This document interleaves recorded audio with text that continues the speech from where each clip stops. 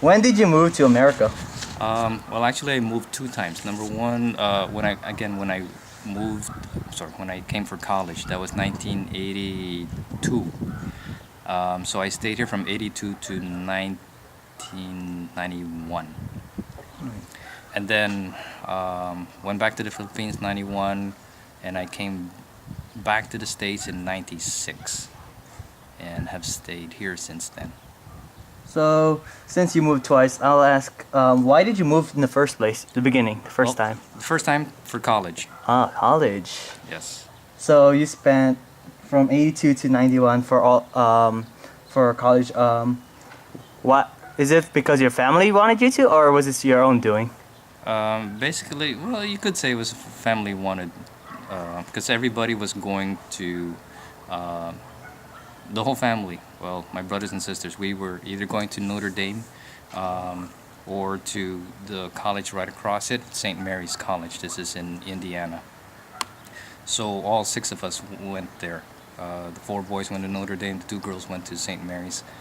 Um, so we came out here for that.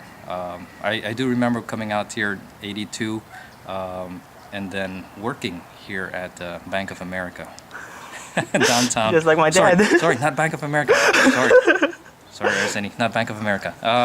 Bank of the Orient, for a couple months, and then flying out to South Bend, and that was culture shock right there. Actually, how was it? Like, what do you mean it was culture shock? It was like something different you've ever felt? Well, coming over here, number one, San Francisco and everything, just new, you know, weather, people, I mean, freeways, in Manila, you can't go over like 30 miles an hour, I mean, there's traffic, that's why. But, it's a nice feeling though. And then going over to Indiana, you know, we're the Pinoys, right? At that time, like we're the Asians. So I was part of maybe just a handful of Asians.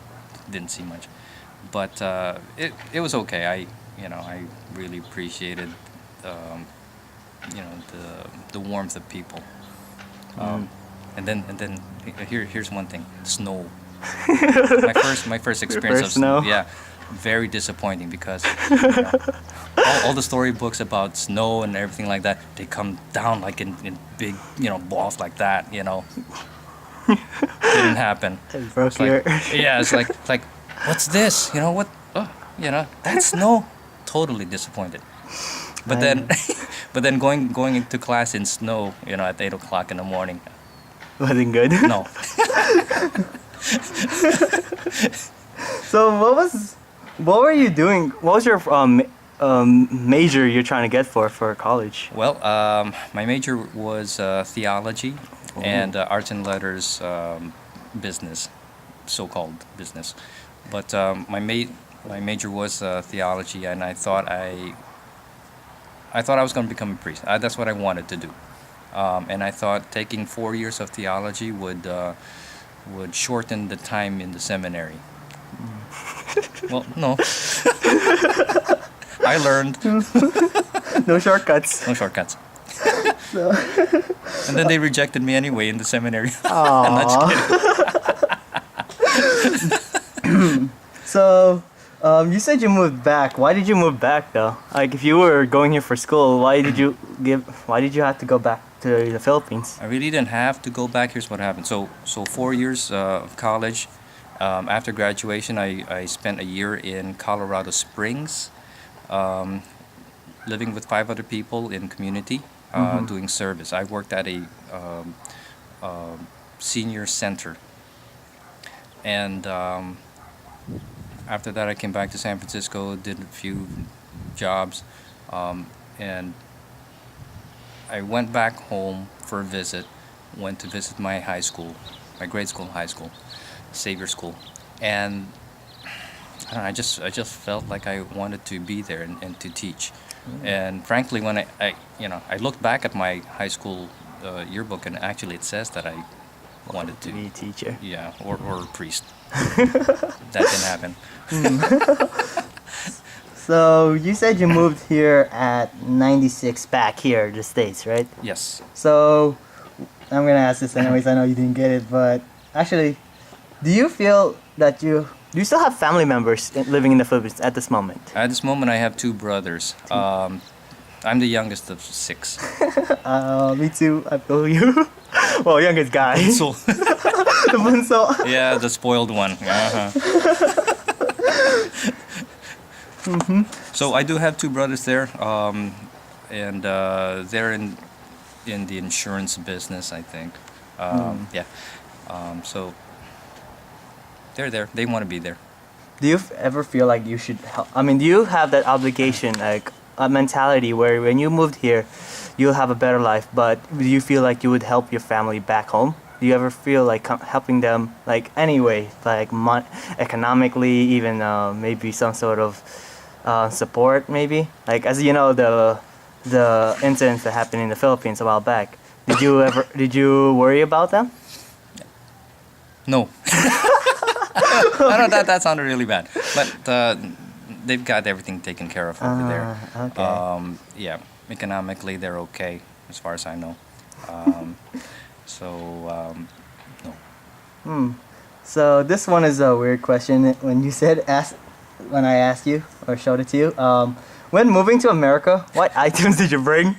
And what was the most valuable thing you brought over here? I think the most valuable thing It could be anything, by the way. I mean, I don't. can be anything, right? I mean, I don't have to limit you to material goods. I mean, Right. even if it's just something, I guess personal or whatever. Okay. Well, okay. The things that we brought just basically are clothes, because we really didn't have much to bring.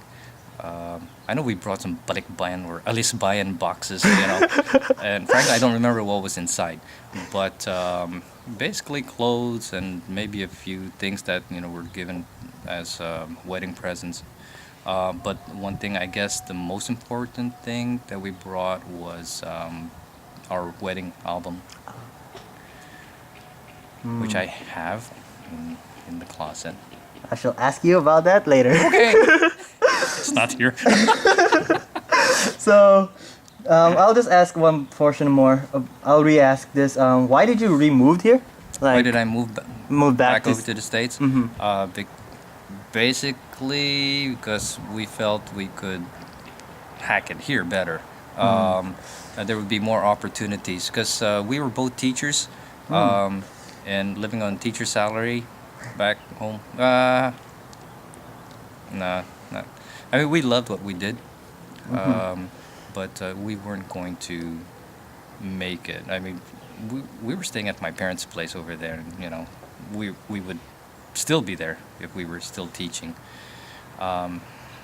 So that's the reason why. Also because I'm an American citizen, so that helped. So we're here. So you got your citizenship. You already got your citizenship when you moved back to the Philippines.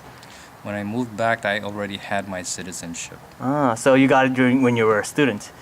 Afterwards. Oh, after. Yeah, actually, I think I got it in '89. Hmm. So it took 7 years or so. So, yeah, and it was scary. Why? The test. Oh, The that's- citizenship test. Actually, they make it not they, but the whole idea of the citizenship test is always scary, and I guess they scare you so much so that you're really prepared. I answered one thing not exactly right, I think, and the tester went, gave a face like, ooh. But I passed, and what was neat about it was the people I worked with at that time at Walden House, which is a drug rehab program. They had a little party for me. That was really nice. I really appreciated that.